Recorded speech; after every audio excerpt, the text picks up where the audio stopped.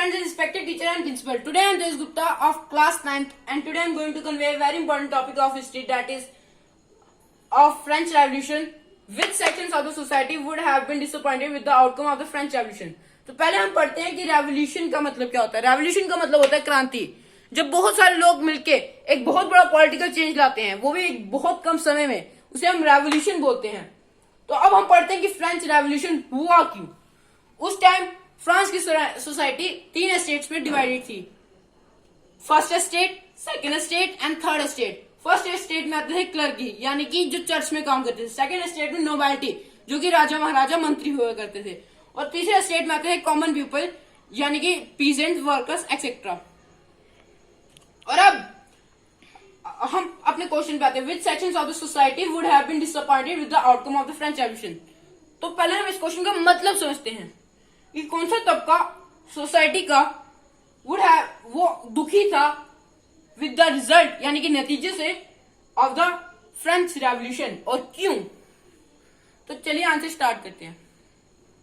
जो इस French revolution से बहुत ज्यादा दुखी थे वो थे क्लर्की एंड नोबिलिटी, क्योंकि उनके सारे प्रिविलेजेस छीन लिए गए थे। प्रिविलेजेस होते हैं जो उन्हें एक्स्ट्रा हक मिलते थे, और उन्हें अपनी पावर भी रिनेग्यूश करनी पड़ी, यानी कि उन्हें अपनी पावर सरेंडर करनी पड़ी। और उनके रिलिंग्विश पावर में उनके पास पावर ऐसी होती थी कि जब फार्मर्स होते हैं वहां के, उन्हें अपनी 10% क्रॉप की उन्हें देनी पड़ती थी, यानी कि क्लर्की को देनी पड़ती थी। और प्रिविलेजेस में आगे, जैसे उस टाइम की सोसाइटी में सारे के सारे टैक्सेस थर्ड स्टेट को भरने पड़ते थे। फर्स्ट एंड सेकंड स्टेट कोई टैक्स नहीं पे करता था। और उस टाइम लुई 16 वहां के रूलर थे, और उनके टाइम में ट्रेजर बिल्कुल खत्म हो गया था, जिसके कारण उन्हें टैक्स बहुत ज्यादा बढ़ाने पड़े। और लोग इतने दुखी हो गए कि उन्होंने रेवोल्यूशन भी कर दिया। और ये रेवोल्यूशन इतना बड़ा था, इससे पहले भी कई रेवोल्यूशन हुए, पर वो इतना बड़ा पॉलिटिकल चेंज नहीं ला पाए। और जो सेक्शन जिससे दुखी थी वो थे the poor sections of the third state. वो क्यों? क्योंकि उन्हें वोट करने का राइट भी नहीं था, और उन्हें बोला गया था कि आफ्टर द रेवोल्यूशन, जब वो नई गवर्नमेंट बन जाएगी तब उन्हें प्रॉपर्टी दी जाएगी, प्रॉपर्टी उनको प्रॉपर्टी से फुलफिल किया जाएगा, उन्हें राइट टू वोट मिलेगा। पर ऐसा कुछ नहीं हुआ।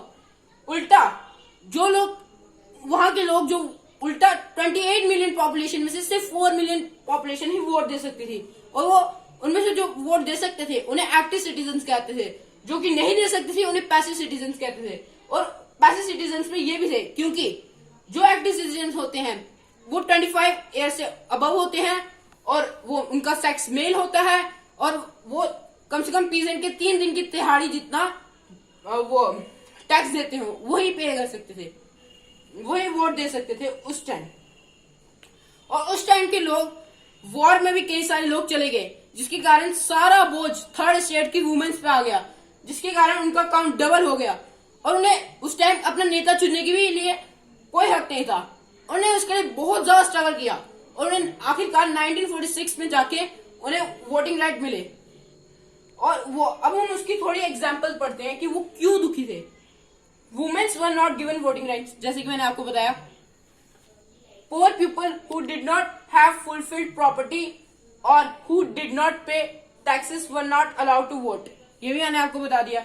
और जो मॉडरेट्स थे वो भी बहुत ज्यादा डिसअपॉइंटेड थे, क्योंकि वो कॉन्स्टिट्यूशनल मोनार्की चाहते थे,